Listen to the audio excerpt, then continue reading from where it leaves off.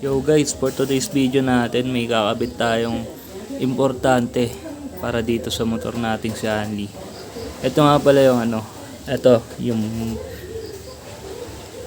hydraulic switch para sa brake light. Ayan, kung nakikita nyo. In-order natin sa Shopee. Kagapon, kinabit ko na yung busina kasi malapit na tayo magparehistro. Alam nyo naman, bawal yung sira-sira pagdating dun. Kaya subaybayan nyo guys, ikakabit natin to. So dito guys, kung mapapansin nyo, putol na yung natin, hydraulic switch natin para magkaroon tayo ng ilaw sa preno. So yung talagang gagawin natin, papalitan na natin siya. Madali lang to, pero syempre alam naman natin na maraming nagbumotor na kulang sa kaalaman. Kaya ituturo natin kung paano makakatulong pa tayo. Let's go! Para naman sa pagtanggal nito, kailangan natin ng 14 yabe o kaya sakit. Ikot pa kaliwa para lumuwag. Hindi po pa kanan .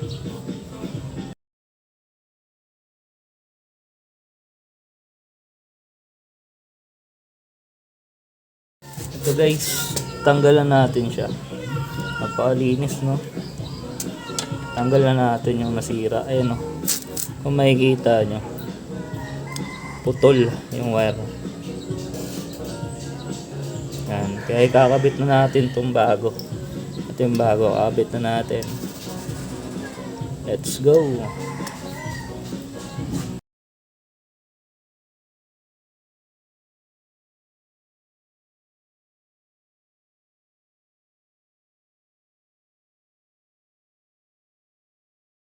Yan guys, naikabit na natin.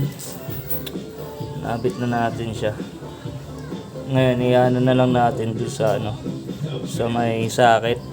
Sasalpak na lang natin siya. Tapos tatry natin kung gumagana.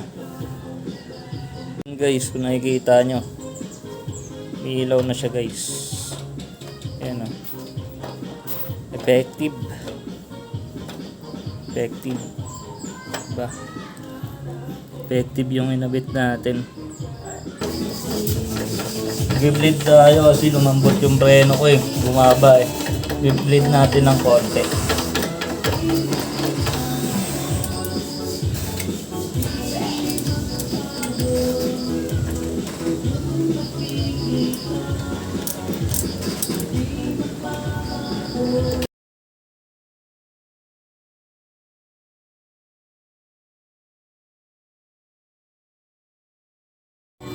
Yan, okay na natin.